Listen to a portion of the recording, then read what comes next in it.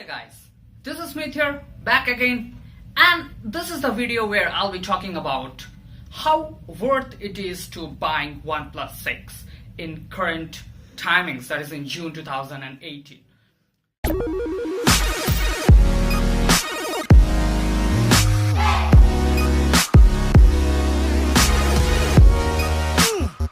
Well, the specifications wise, OnePlus 6 holds one of the top dog ranking in the smartphone market, currently powered by an insane Qualcomm's top dog Snapdragon's 845 chipset, running along with everything of 6 gigs of RAM and with that so-called latest 8.1's Android Oreo, and which is, by the way, available in Google's website for Android P beta programs participant as well. Now, having this kind of specs with the builded like a black color coded chassis with a glass back and with the two cameras that's been improved a little bit from that last generation, and that takes really good photos over there, and back to the fingerprint scanner and not so secure Face ID, or I must say Face Unlock.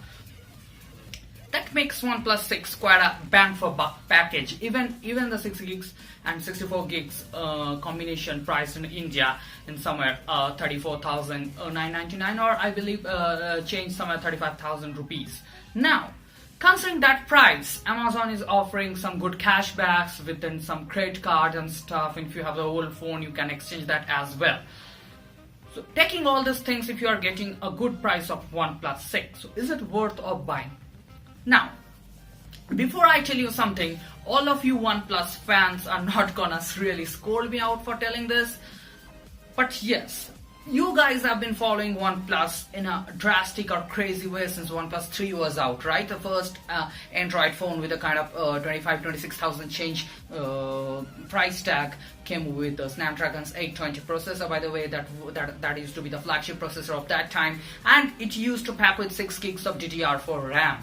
Now, and that time's current flagship OnePlus 6 really shook up the market of smartphone, and after that so many smartphone makers started follow the trend of embedding 6 gigs of RAM of their own manufacturing product, right? Now, they have a bad habit of giving birth their very next children for that same series within a very short span of time. Now let's give me an example. I'll give you an example. So I used to be the OnePlus 3 owner. I purchased OnePlus 3, and after some few months, I couldn't remember the proper timings, but then 5 to 6 months or maybe lesser than that, correct me if I'm wrong, they again relaunched a little bit of tweaked version of OnePlus 3 that's been called as 3T with a slightly powerful A21 processor, good sapphire coated camera glass, a little bit of improved battery life on paper, and a little bit of changes and improvements in the overall performance, but that was again out with the software update.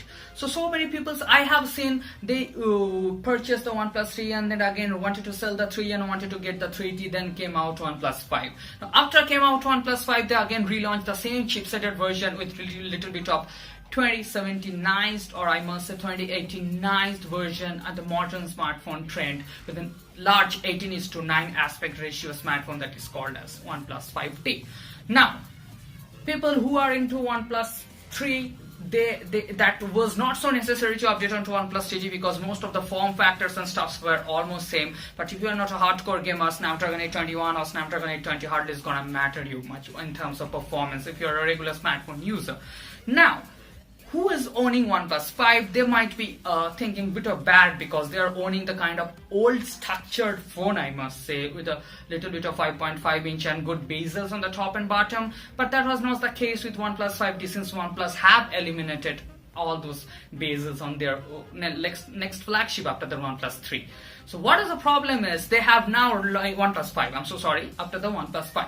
Now what has happened is now they have now launched OnePlus 6, and people are going crazy over the notch display, the latest flagship processor, latest flagship performance with not so high price tag, because generally Snapdragon 845 powered phone generally comes with a good price tag of above 55,000 rupees or somewhere 60,000 rupees in everywhere. Like you take a name of LG G series flagship phones, you take a name of Samsung's S series flagship phones, namely S9, S9 Plus, and that again comes with Exynos chipset in India. India, but that does have a Qualcomm chipset in international market, as well as sometimes Samsung's gonna come sometimes later in this year with their Note 9, and even Google's gonna launch their Pixel 3 XL, which I'm very sure they'll be embedding 845 onto their smartphone.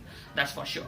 Now, this phone's price tags and budgets are really up in the high, but OnePlus 3, OnePlus 6 has their own unique selling point, or USP onto their phone. They do have that headphone jack that is not so smart in terms of 2018 standard. That doesn't have the IP certification, but it can withstand some splashes and stuff, which OnePlus claims to be not so safe, but you can take it up. I have seen there are so many reviews that's been OnePlus 6 is withstanding the water dropping. So I better recommend you not to try to your own home, guys, because there's been hard earning money that you'll be getting that device.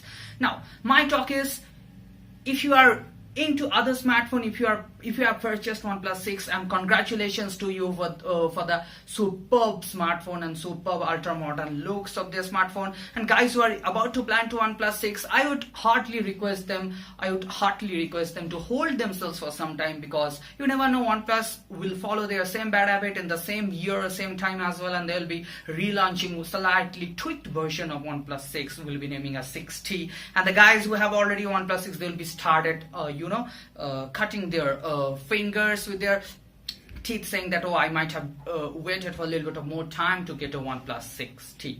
So my talk is, if you have purchased OnePlus 6, that's well and good, and congratulations once again from my end. If you haven't purchased OnePlus 6, or you are using any OnePlus old device, or you are using any other Android iOS device, want to migrate to OnePlus device, I would rather suggest you to stick for some few months, like let's say 3 to 4 months, or maybe 5 to 6 months, and wait for OnePlus 6 to relaunch their again flagship phone, like the way it does generally. OnePlus 6T will be coming in a little bit of modernized or polished way in at least some aspect, and that would give you a better satisfaction in your mind that you are owning at least the flagship device which has been there on the market. So that's it for this video, guys. This video is to guide you guys, is it really required to buy OnePlus 6, if you guys already own that or not. I hope you guys like this video.